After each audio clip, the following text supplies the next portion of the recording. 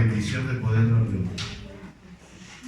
Vamos a continuar esta tarde con la serie que empezamos ya hace un par de semanas, que se titula Desde la raíz. Y con la ayuda de Dios, la intención de estos estudios, hermanos, y de esta serie es, con la ayuda de Dios estamos buscando llegar a la raíz, a las cosas básicas, a las cosas esenciales que nos van afectando, que nos van limitando a través de nuestra vida y que necesitamos identificar, reconocer, rendir para poderlo resolver con la ayuda del Señor y su palabra. Vamos a orar en esta tarde, y antes de que oremos le pido que su celular lo ponga en vibración o lo ponga en silencio, porque en estos momentos nosotros vamos a estar operando en el corazón y necesitamos estar concentrados. Padre, en el nombre de Jesús te pido que nos ayudes a concentrarnos, te pido que quites toda distracción, toda situación que nos esté perturbando en el nombre de Jesús. Danos oídos abiertos, corazón manso, sensible, para recibir de tu palabra lo que tú tienes que decirnos en esta tarde. Te lo pedimos en el nombre de Jesús. Amén. Amén. Y hoy vamos a hablar acerca de sufrimiento, acerca de pruebas, acerca de momentos difíciles, acerca de momentos dolorosos.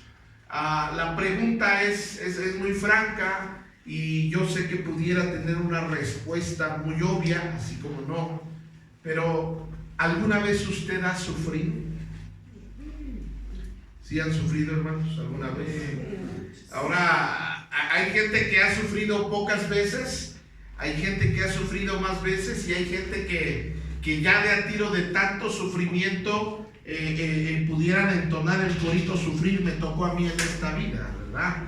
Porque hay gente que sufre mucho. Ahora, el dolor nos puede marcar, el dolor nos puede hacer viles, débiles, retraídos, distraídos, inseguros, si no dejamos que Dios tome ese dolor o ese momento de prueba o situaciones difíciles que podemos llegar a pasar en nuestra vida. Hoy vamos a leer en el Evangelio de San Juan 12, verso número 24, en la Nueva Versión Internacional. Palabras de Jesús.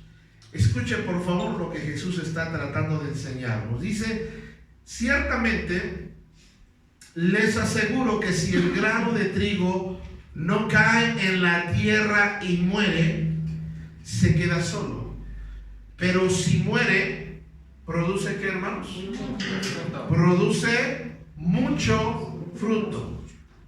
Quiero recordarle que una vida sana, una vida plena, una vida saludable, emocionalmente, sentimentalmente y espiritualmente, produce frutos buenos.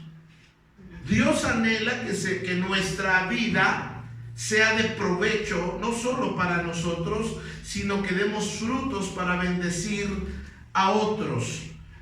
Nos habla de un grano, nos habla de una semilla. Pero hoy entonces vamos a aprender creciendo a través de las pruebas y el dolor. Creciendo a través de las pruebas y el dolor. Jesús nos dice que si el grano de trigo no cae en la tierra, y lo que dice, y muere, habla de muerte, dice se queda solo, pero si muere va a producir mucho fruto.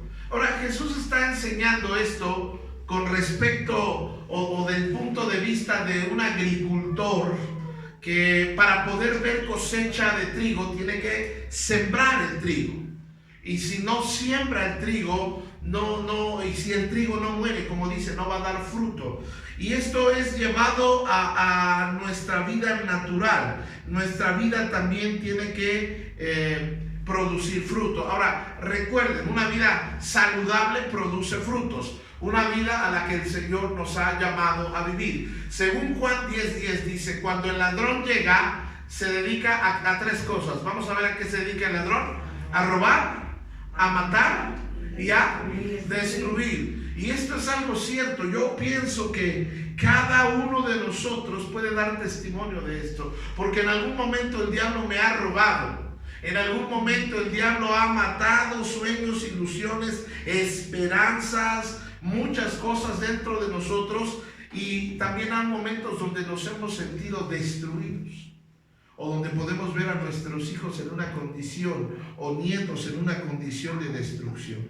Y esto es algo terrible, eso es a lo que vino el diablo. Sin embargo, Jesús dice, yo he venido para que todos ustedes, me gusta porque Dios es inclusivo, ¿verdad? Dice que todos tengan vida y para que la vivan como, hermanos, plenamente. Entonces quiero decirte en primer lugar que sí podemos vivir con felicidad, sí podemos vivir con paz. Yo sé que en medio de un mundo con tan malas noticias, en medio de un mundo con conflictos tan terribles, tan atroces como los que vemos, con problemas en los que nosotros mismos estamos enfrentando hoy en día, nos cuesta mucho trabajo pensar que sí podemos ser felices. Pero Jesús vino por este propósito. Uno de sus propósitos no solo es que allá en el cielo vamos a vivir bien, sino Él desde esta tierra, en esta vida, quiere darnos una vida plena, una vida feliz.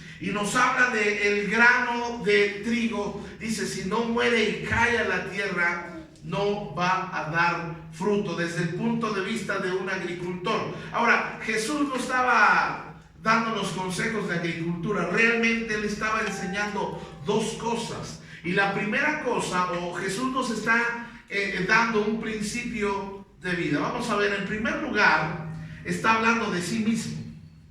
Ese versículo habla de sí mismo porque en unos momentos más o en unas horas más, Él va a enfrentar el dolor en su vida, va a enfrentar el maltrato en su vida. Y Jesús está diciendo que ese grano es Él, porque su vida va a ser expuesta, lo van a obligar en unas horas a llevar una cruz y finalmente Él va a morir en la cruz del Calvario. Pero cuando Él muera y resucita, Él va a poder heredar o bendecir a muchas personas con la vida eterna. Por eso era necesario que el trigo, que es Jesús, que el grano de trigo, que era Jesús, muriera, fuera sepultado. Pero cuando Él iba a volver a vivir, cuando Él resucitara, iba a dar vida eterna o nueva vida a la humanidad. Sin embargo, no solamente lo podemos aplicar en eso, aunque de eso está hablando, sino hoy yo quiero hablarles del principio morir al yo.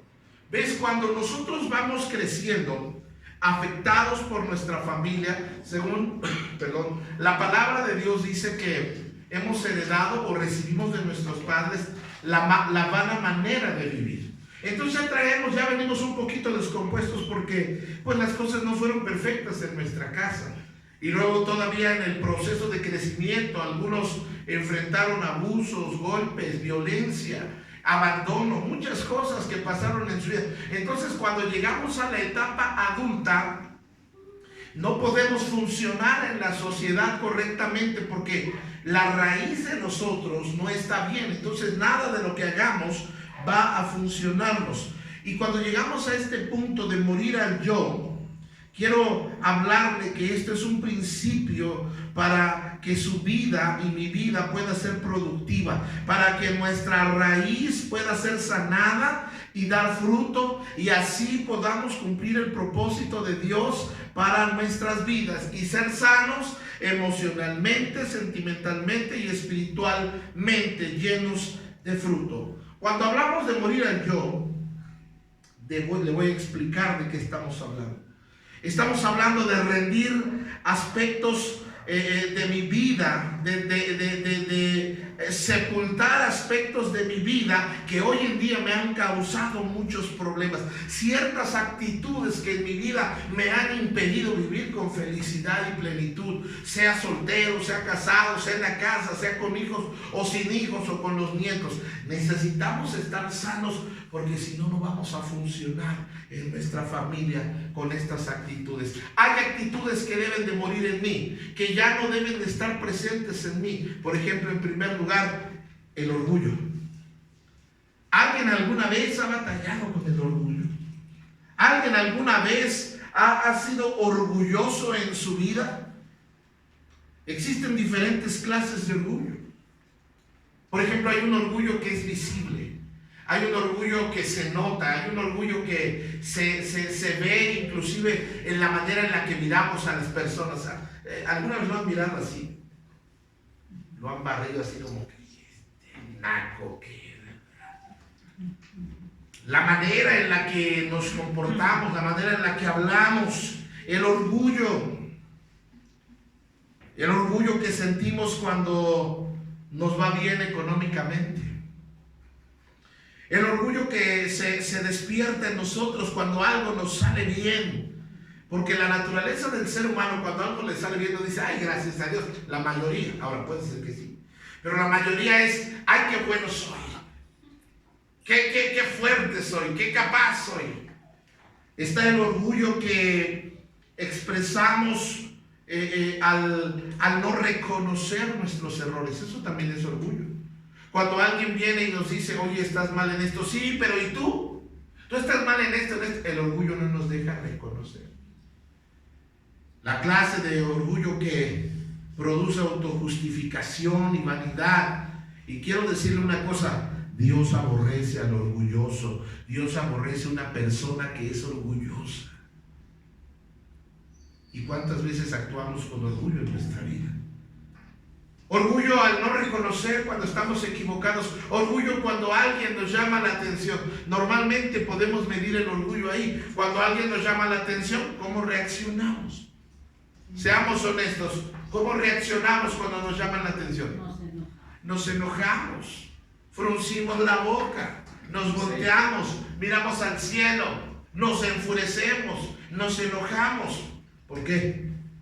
Porque algo está mal en mi raíz. Algo está mal dentro de mí. Esta es una actitud que yo debo de matar, que yo debo de traer a muerte. No estoy hablando de matarme a mí, sino actitudes que si yo no renuncio, que si yo no me deshago de estas actitudes, no me van a dejar estar feliz en ninguna área de nuestra vida.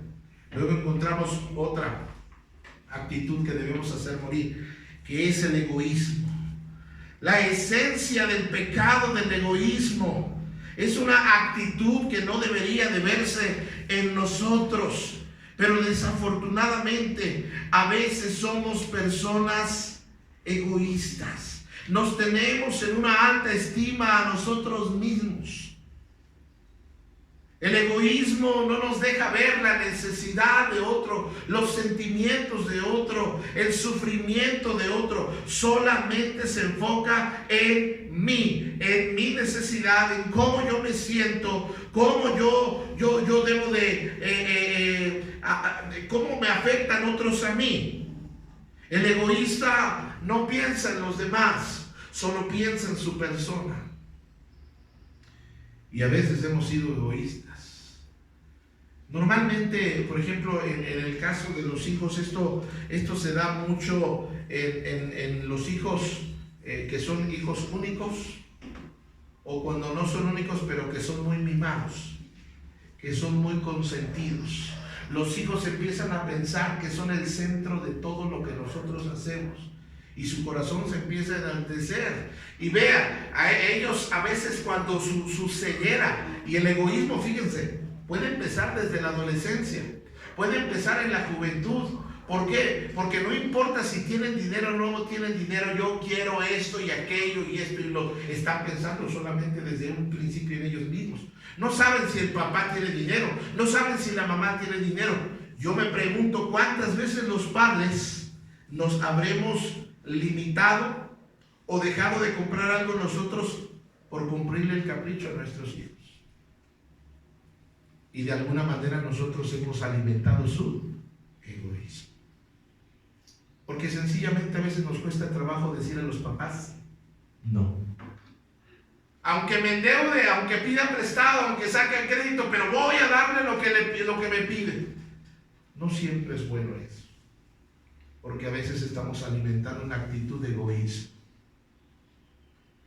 Reciente, hace unos meses atrás, hablaba con una persona y decía que no estaba de acuerdo con un aspecto de la vida de su padre. Y yo le decía, mira, cuando tú decidiste buscar una pareja, tú ni siquiera le preguntaste a tu papá qué te parece. Tú no le preguntaste cómo se iba a sentir. Tú no le preguntaste cómo iba a afectar eso a la familia. Tú agarraste, decidiste y te largaste de tu casa. Y ahora que tal vez está en la posibilidad de rehacer su vida en algún aspecto, tal vez, ¿cómo es que a veces los hijos son egoístas en ese sentido? Y esta es una actitud que debe morir en nosotros. Otra actitud que debe morir en nosotros es la negatividad. ¿Ha conocido una persona negativa? De verdad, hermanos, las personas negativas, mire, yo debo de confesarme, me voy a confesar por ustedes, al fin que no hay chismosos soy. Pero si algo me molesta a mí en la vida son las personas negativas. Mi espíritu las rechaza. No solo me dan ganas de orar por ellos, sino de repente darles un sillazo en la espalda para que reaccionen. Porque uno les trata de proponer, de animar, de levantar. Oiga, mire, ¿por qué no vende esto? No, no se vende. Oiga, pero mire esta otra cosa. No, tampoco. Oye, pero a lo mejor funciona esto. A todo negativo, todo, no hay algo de positivismo, siempre es el pesimismo, la negativa, todo. Ay, no vamos a la iglesia si no cambiamos. Ay, no, mejor no. ¿Para qué oramos si las oraciones no son contestadas? Y la negatividad, hermanos, es algo que tiene que ver con temor, es algo que tiene que ver con duda, es algo que tiene que ver con falta de fe, hermanos. Normalmente las personas negativas son personas muy tristes y depresivas. Son personas que todo lo ven oscuro. No hay un brillo de esperanza. Oiga, que mire que, por ejemplo, mire, está enfermo de esto, tómese aquello. No funciona, no va a funcionar. Oiga, pero ya está comprobado. No creo. Negativos a todo, negativos por todo. Oigan, vamos a comer esto. Ay, no. Bueno, lo otro tampoco. Nada les parece. El Señor dejó en el desierto a toda una generación de negativos. Que el Señor les dijo, miren, allá está la tierra prometida, fluye leche y miel, y van a vivir en casas, y van a ver cisternas, y no, es un paraíso la tierra que les estoy dando. Y como no creían, mandaron 2 espías, y la palabra de Dios dice que 10 espías vinieron hablando, sí, cierto, sí hay frutos grandes, sí, cierto, la tierra está bonita, pero no vamos a poder, porque ahí hay gigantes y nosotros somos como langostas. Y dice la palabra de Dios que esos negativos desanimaron a todo el pueblo. Eso sería algo parecido como, no vayan a la iglesia, les va a dar coronavirus. Oye, nos va a dar coronavirus aquí en la iglesia, guardar nuestra sana distancia, y no te va a agarrar el coronavirus en el mercado, en el tianguis, en el trabajo. Digo, el que tiene miedo no asoma las narices para nada. ¿Sí me están entendiendo? No sea usted negativo, no sea usted negativa. ¿Cómo está? Pues estoy. Oiga, ¿cómo le ha ido? Si le contara. No, al negativo hasta la cara se le ve. Tiene su cara de...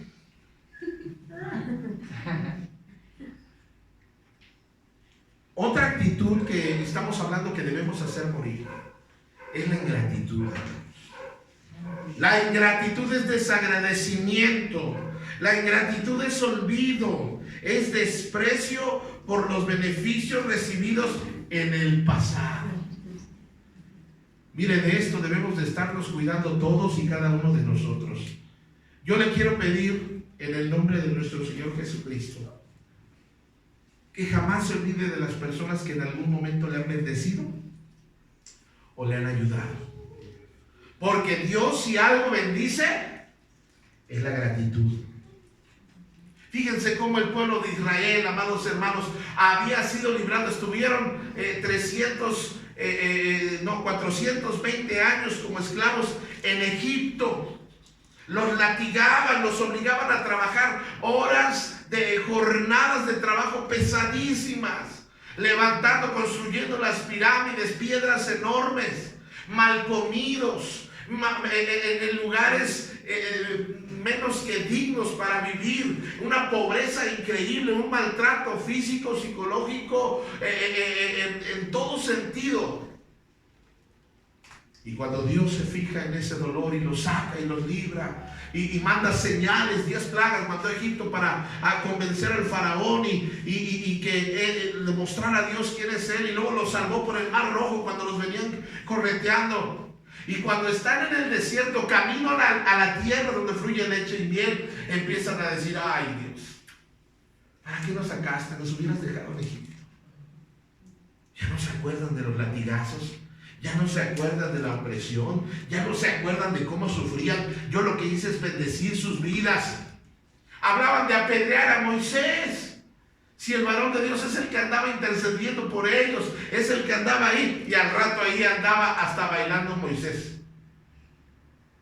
Porque el pueblo de Dios fue ingrato.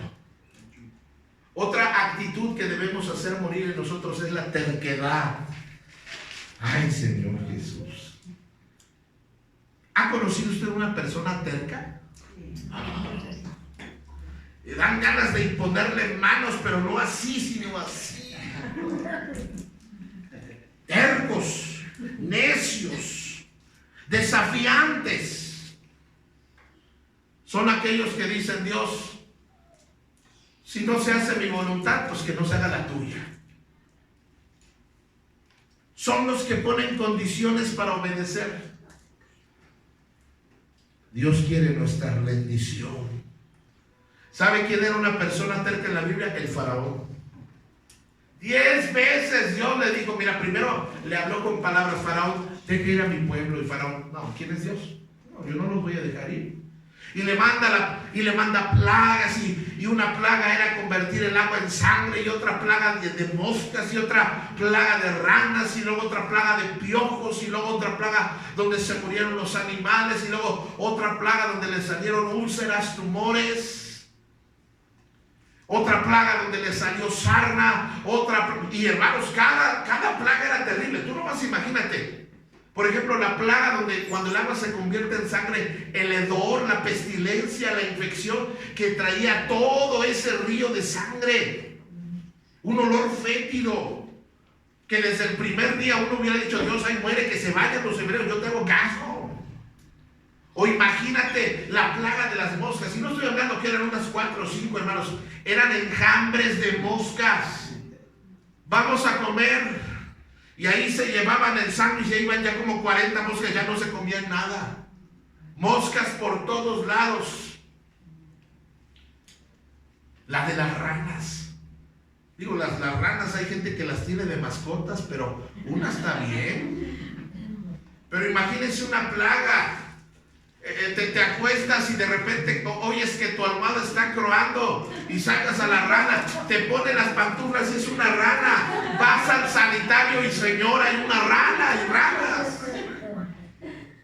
Qué terrible. Digo, nosotros nos reímos, pero qué terribles todas esas, batallar por su terquedad. La plaga donde le salen úlceras o tumores. Y finalmente, como era tan terco era el faraón, que Dios tuvo que quitarle la vida a los primogénitos de todo Egipto.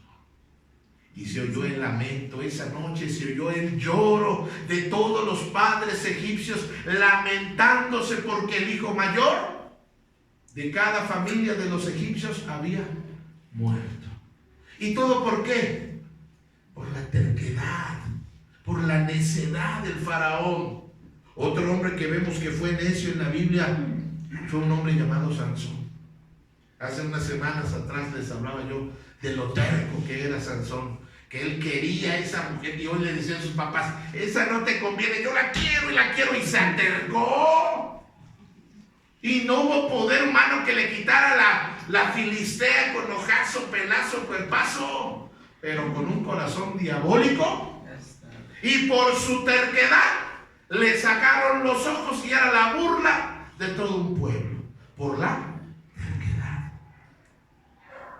Otro hombre terco en la Biblia, por ejemplo, es un hombre llamado Jonás. Tremendo ese Jonás, que cuando Dios lo llama, dice: yo no voy a responder a ese llamado, y tú me llamas a Nínive y yo me voy a Tarsis. Y miren cómo le fue a Jonás. Dijo: no vas, Jonás, y no voy, Señor. En serio, Jonás, ¿no vas a ir a predicar? No voy a ir a predicar, y hazle como quieras. Bueno, entonces ahí está en la barca. Y preparó el Señor un gran pez. Nosotros pensamos que fue una ballena, pero no sabemos exactamente qué pez.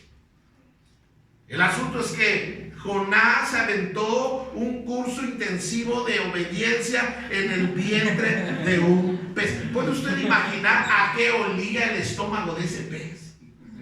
¿Puede usted imaginar cómo iba el gran pez moviéndose en el agua y el Jonás bien enojado y ahí moviéndose?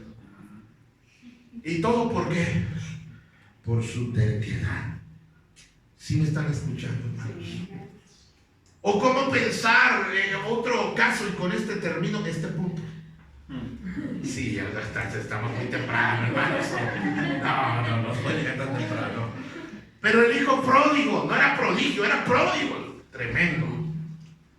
Que teniendo toda la oportunidad de tener una vida de éxito, de plenitud, de bendición, poder trabajar codo a codo, mano a mano con su papá y engrandecer todavía más la riqueza de la familia, la seguridad que tenía en casa.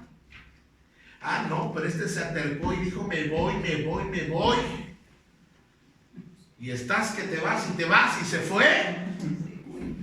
Y finalmente perdió todo lo que su papá le había heredado por su terquedad.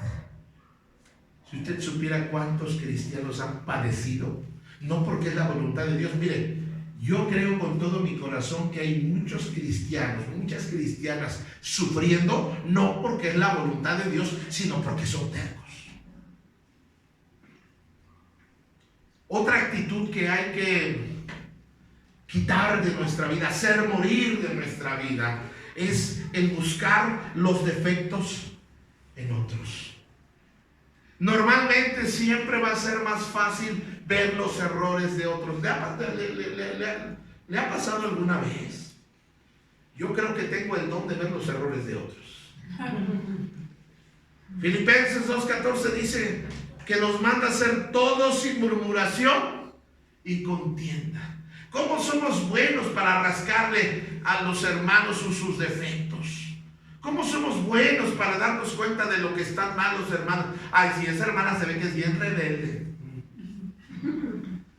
Ese hermano se ve que es bien como codito. Esos hermanos como comen, ¿no?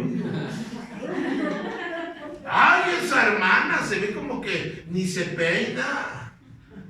Ese hermano, esa hermana, esa iglesia, el pastor, Señor, guarda. Pero ¿cómo somos buenos para buscarle los defectos a otros? Somos buenos para criticar a otros. Mire, es muy fácil ver los errores de hijos ajenos, se lo aseguro. Pero qué difícil es ver los errores de nuestros propios hijos. Buscar defectos en otros. Hay gente que está así, hermanos. Es más, hay gente que nada más en eso se entretiene. Otra actitud que hay que hacer morir en nosotros es la impaciencia. La impaciencia es intranquilidad producida por algo que nos molesta y que no acaba de llegar. Si nosotros normalmente queremos todo rápido. Yo soy una persona, me confieso, me he estado confesando mucho, ustedes no confiesan nada. Pero soy una persona impaciente. Estaba en Farmacias del Ahorro el día de ayer y antier, tuvimos que ir a la farmacia. Y entonces, ahora por esto de la sana distancia, hacen una fila y van pasando poco a poco. Entonces, si algo me enerva a mí como persona es que los trabajadores de una tienda departamental se mueran. Yo conté el tiempo, ya iban casi 40 minutos. Y estaba yo ya una para llegar. Y el que estaba atendiendo, había como 6. Y entonces yo estoy pensando, bueno, ¿el qué está haciendo? ¿Qué está platicando? ¿Qué con su celular? Y en otro tiempo también le dirán, le están pagando para atender, apague su celular, luego lo cheque. Pero no, me callé. Pues ya vas a pasar. Y entonces estoy yo. Y hasta pareciera, la que está ahí, pues es que, ¿cuánto cuesta ¿Cuánto cuesta el otro? ¿Lo va a llevar? No, pero quiero saber. Y entonces, aquí pide precio. Y no se llevó nada.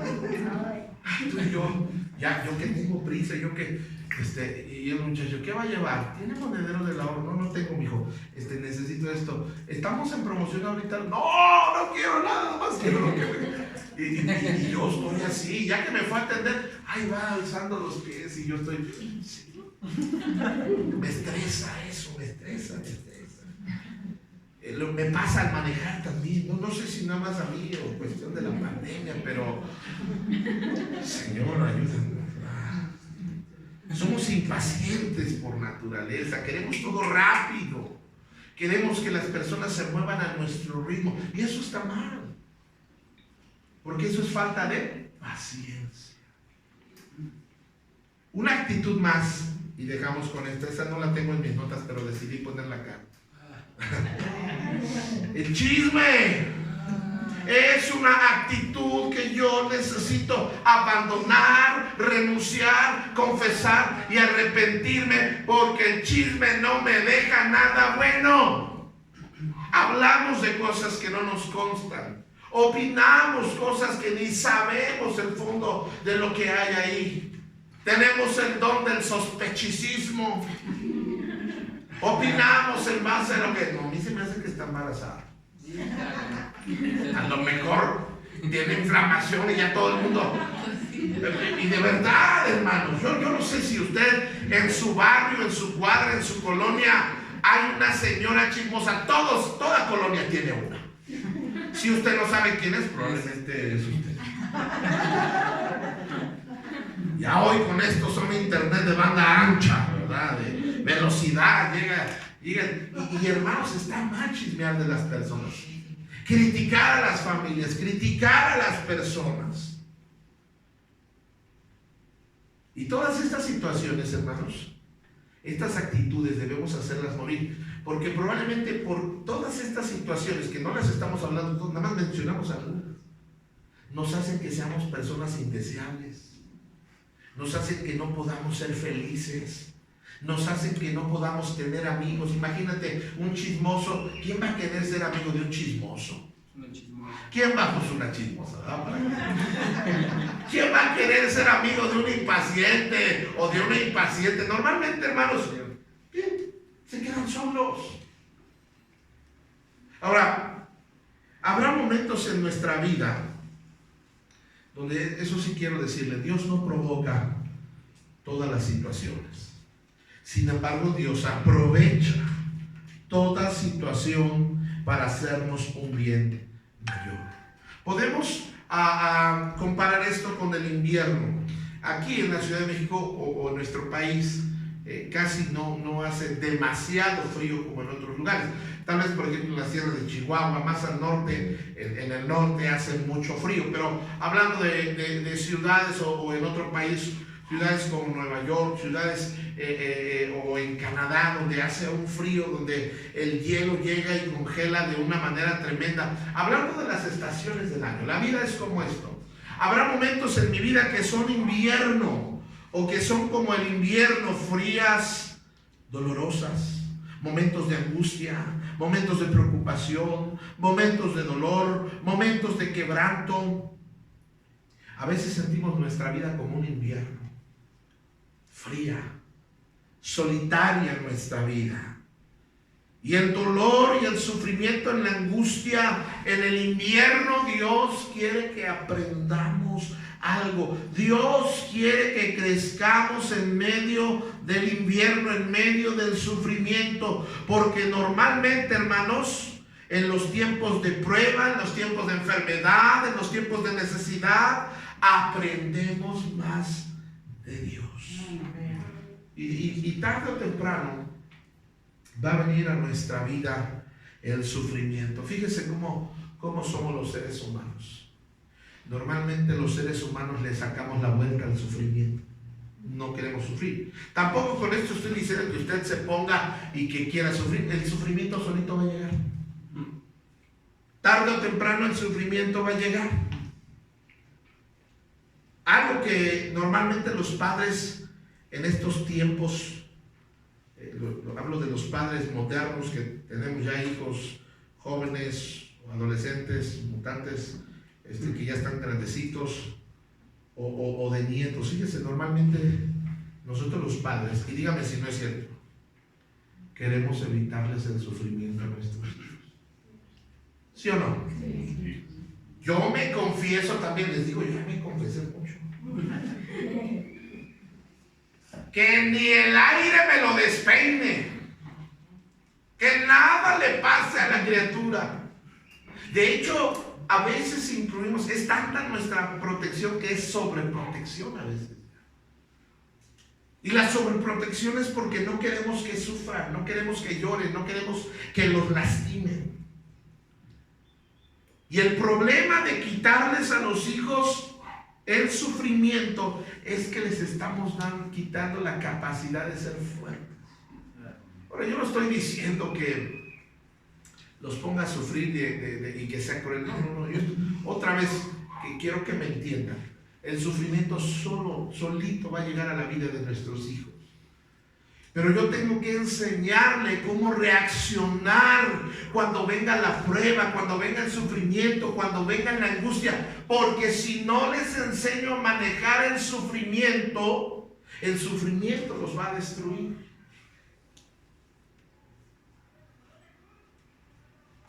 Las pruebas, ahora, las pruebas que son el equivalente a sufrimiento. Cuando usted y yo no reaccionamos correctamente en medio de las pruebas, es como en la escuela. ¿Qué pasa si repruebas una materia? Te vas a extraordinario. Y si no lo pasas, pues hay otra chance. No sé ya cuántas chances, hace muchos años que no voy a la escuela. Pero así como los exámenes escolares, así son las pruebas. A veces viene una prueba a tu vida y no la pasas. Y no la pasas porque empiezas a quejarte, empiezas a blasfemar, empiezas a pelear y entonces no pasaste correctamente el examen. Si no reaccionamos correctamente a la prueba, si no aprendemos la lección al venir la prueba, vamos a repetir las pruebas. ¿Sí estamos aquí, hermanos? Amén. Las pruebas que reprobamos las repetimos. ¿Por qué? Porque no se trata de pasar, sino se trata de aprender. Y a veces me resisto a Dios. Quiero hablarles de 3 principios que nos van a ayudar en medio de pruebas, sufrimientos o dolor. ¿Qué actitud tomar cuando vengan las pruebas? ¿Qué hubiera pasado si después de venir todo el dolor, el quebranto a la vida de Job, él hubiera hecho lo que su esposa le hubiera dicho? ¿Se acuerda que él le dijo después de que perdió su ganado, que perdió sus terrenos, que perdió su riqueza, que perdió sus siervos y que perdió a sus hijos? Viene su esposita de Job y le dice, maldice a Dios y muere. ¿Qué si Job hubiera reaccionado como su esposa le dijo? Sí, es cierto, ¿qué caso tiene? Si yo oraba a Dios, si yo le daba a Dios y mira cómo nos ha ido. No, ya no tiene caso seguir a Dios. ¿Y qué hubiera pasado si Job hubiera maldecido a Dios, hermanos? hubiera muerto de esa sarna que tenía. Hubiera muerto en la miseria, en el dolor. Pero gracias a Dios que Job pudo reaccionar correctamente cuando vino el quebranto, cuando vino el dolor y cuando vino la prueba. Él dice la palabra de Dios que rasuró su cabeza y adoró postrado en tierra y dijo: Jehová dio, Jehová quitó, sea el nombre del Señor bendito. Y soportó la prueba. La Biblia no nos dice cuánto tiempo, nosotros lo leemos en unos 40 y tantos capítulos, pero pudieron haber pasado meses, tal vez años. Sin embargo, algo que podemos aprender de Job es a reaccionar correctamente cuando viene la prueba o el quebrantamiento. Otra vez, tarde o temprano, si ahorita usted está como fresca lechuga, gloria a Dios, pero va a venir un momento cuando viene la prueba. Esta semana, cuando terminó el servicio el domingo, me pasaron el recado de que la oxigenación del pastor Eduardo estaba bajando. Y estaba en 90 y tantos y luego pasó 80 y tantos. Y ya usted sabe, los doctores y luego todos, no, pues que si baja más de 80 y tantos tiene que ir al hospital, y si le sigue bajando más, lo van a entubar, y si lo entuban,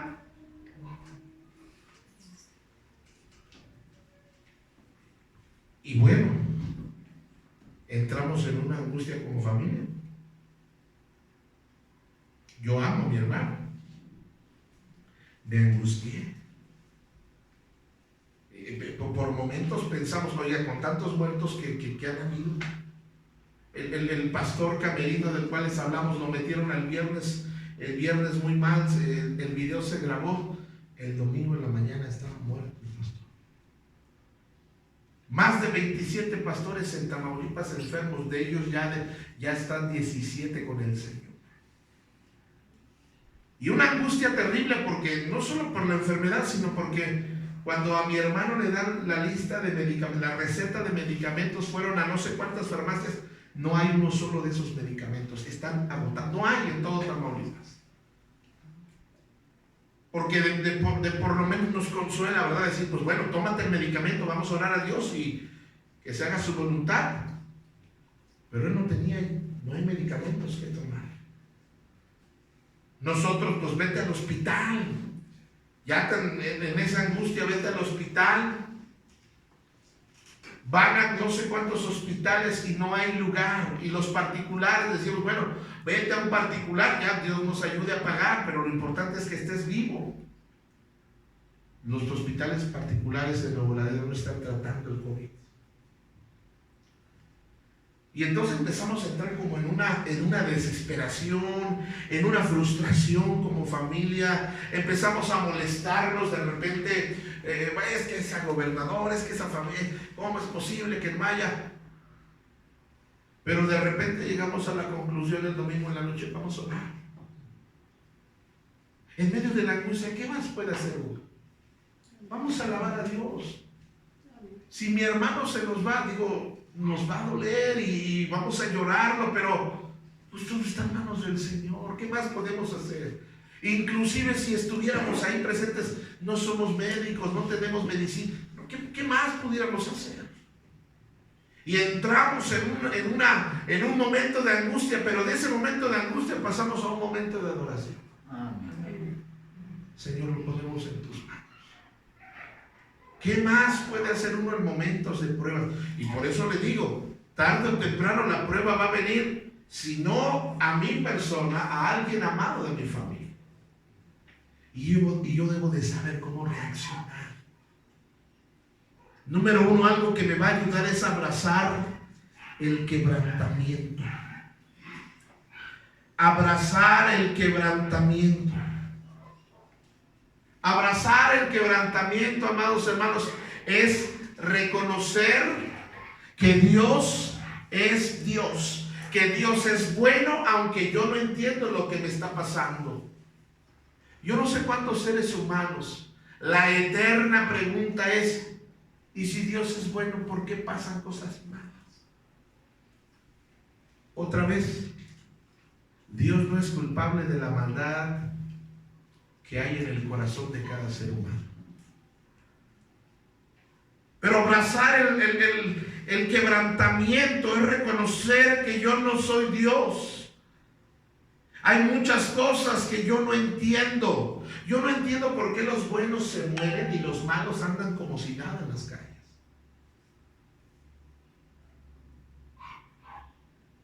Pero yo necesito de Dios. Yo necesito ser dependiente de Dios.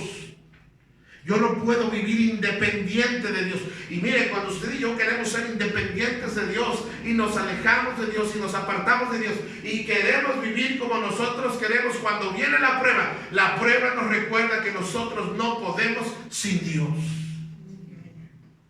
Sí, porque ahorita que estamos sanos, podemos hacer lo que nosotros, en el buen sentido de la palabra, lo que nosotros queramos. Yo con esta salud que tengo puedo estar en la casa del Señor alabando al Señor, o puedo estar en una cantina, o puedo comprar bebidas alcohólicas en mi casa, o puedo dedicarme a robar, o puedo dedicarme con esta salud que tengo a hacer destrozos, a abusar de personas. Yo con esta salud que tengo puedo hacer muchas cosas. Y puedo y tal vez decida yo vivir lejos de Dios.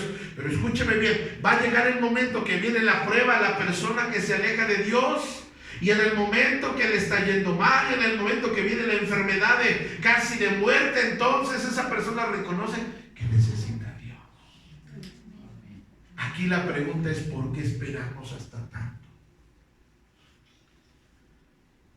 Yo necesito ser dependiente del Señor. Y las pruebas me abren los ojos de que yo necesito de Dios, de que yo no puedo solo. Mi familia no puede permanecer sin la ayuda de Dios. Nosotros vamos a ver en la vida de David, que David era un muchacho noble, sencillo, extraordinario, era de buen corazón. Bueno, ¿de qué tan buen corazón tendría David? Que la Biblia nos dice que David era conforme al corazón de Dios. Era un muchachito bueno, un muchachito noble. Y la Biblia dice que Saúl le ungió como rey. Era un muchachito menospreciado por su familia, no muy tomado en cuenta por su familia, pero ungido. Ahora es jovencito, pero aunque Dios lo había ungido para ser el rey, no fue rey inmediatamente. Pasaron los años y David se enfrentó al gigante Goliat. ¿Se acuerdan de esa historia? Y luego la Biblia nos narra cómo después de matar al gigante, él se convierte en el héroe de las personas, reconocido. Y las personas lo empiezan a tomar en cuenta. Y David está diciendo: voy a llegar rápido a ser rey. Y David de ahí empieza a ganar batallas, victorias. Empieza a ganarse un nombre de un guerrero fuerte, de una persona de guerra. Bueno, ¿qué tantas victorias habrá ganado que un día los del coro estaban cantando: Saúl mató a sus miles? Y el Saúl dice: ay, sí.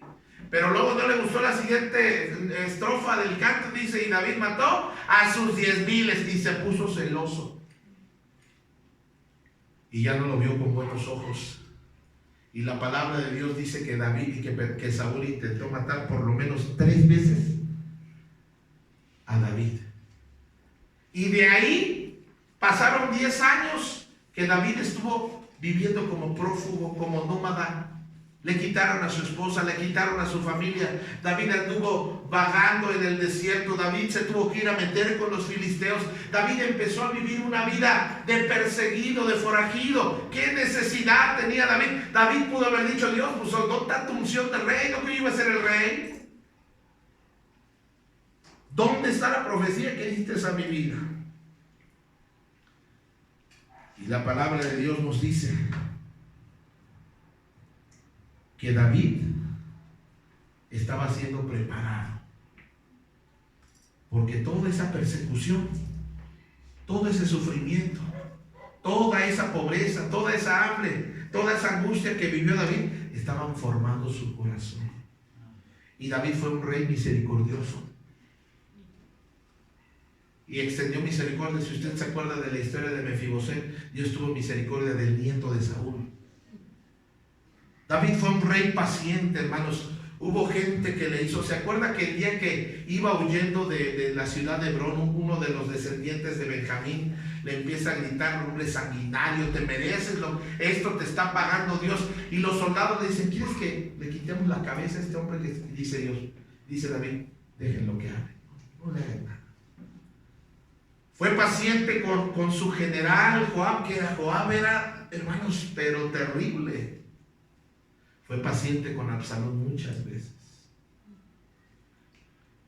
Fue un rey humilde. Pero ¿dónde aprendió David a ser así? ¿Dónde aprendió la humildad? ¿Dónde aprendió la misericordia? ¿Dónde aprendió la paciencia? En todos esos años que anduvo batallando y sufriendo. Por eso es que le digo que a veces a nuestros hijos les conviene sufrir para que se moldee la humildad de su corazón. Cuando nuestros hijos e hijas no son humildes, les hace falta sufrimiento, les hace falta ganarse el pan, les hace falta la pobreza a veces, porque sabes, cuando usted y yo, que hemos batallado y que a veces no hemos tenido dinero y que sabemos el costo y lo difícil que es ganarse el dinero,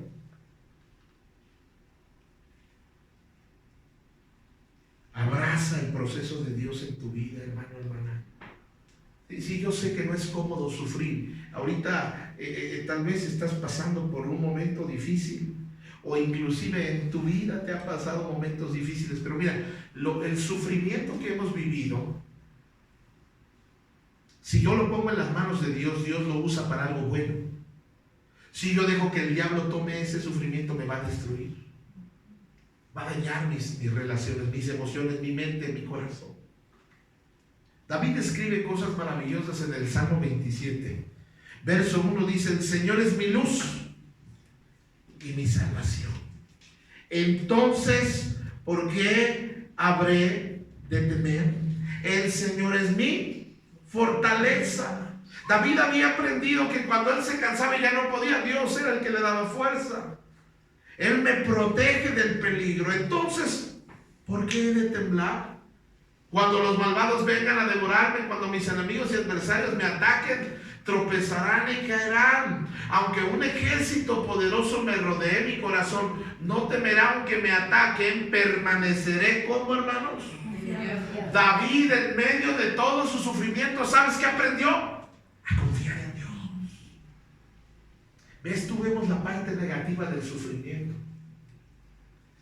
pero el sufrimiento nos ayuda a confiar en Dios. Número 2, ¿qué podemos aprender en medio de esto? A soltar las cosas menores. ¿Sabes que cuando viene la prueba, el dolor, el sufrimiento a nuestras vidas, yo aprendo qué es lo verdaderamente importante? Y yo aprendo que hay cosas que me estoy aferrando a cosas que a veces son vanas y que no tienen valor. ¿Qué será más valioso? ¿Tener una casa o tener con vida a la familia? Con vida a la familia. Porque si está la familia con vida, no importa que vivamos en una choza, no importa que vivamos en un cuartito, pero estamos bien, estamos sanos. Cuando viene la prueba, debemos de aprender a soltar las cosas que no son importantes. Nos aferramos a cosas y hábitos y a ciertas posesiones. Y mire, no es malo tener cosas, pero lo malo es cuando yo me aferro que a toda costa debo de tener algo. Y a veces la única manera de recapacitar son las pruebas.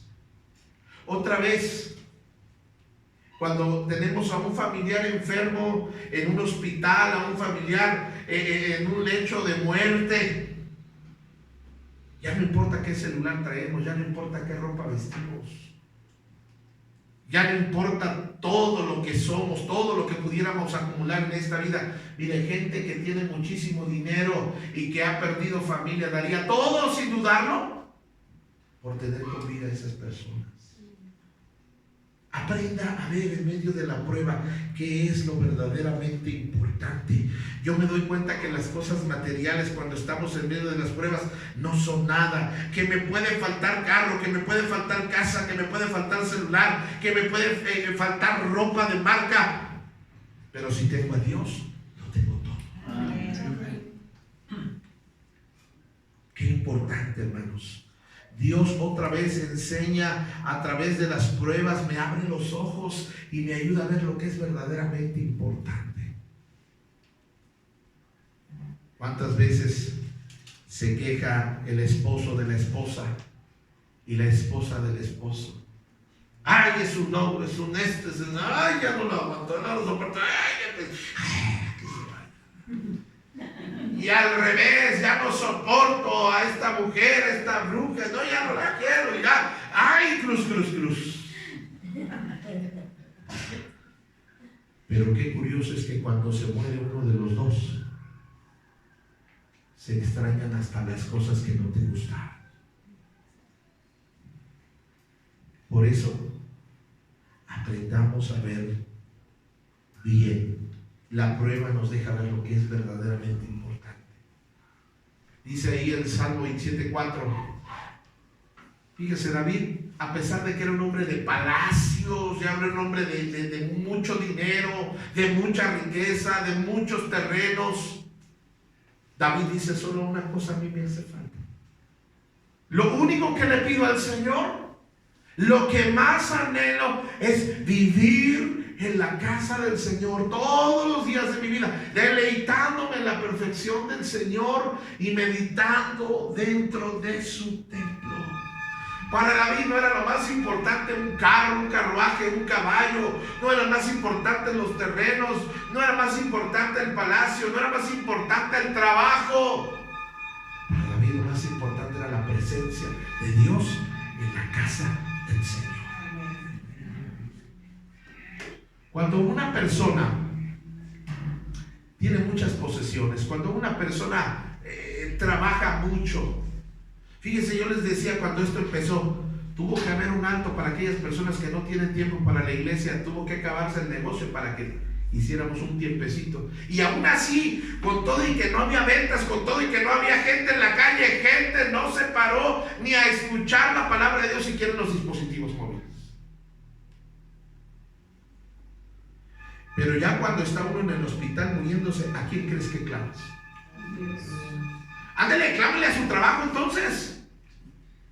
Clámale a su negocio, órele a su negocio, porque a su negocio le está dando el tiempo. Porque a su trabajo le está dando el tiempo. Pues no, va a ser muy tonto darle un trabajo. Pues claro que no. ¿A quién buscamos cuando estamos enfermos? ¿A quién buscamos cuando estamos a punto de morir? Dios ten misericordia. Y entonces otra vez, cuando viene la prueba, el dolor, nos damos cuenta que lo verdaderamente importante proviene de Dios.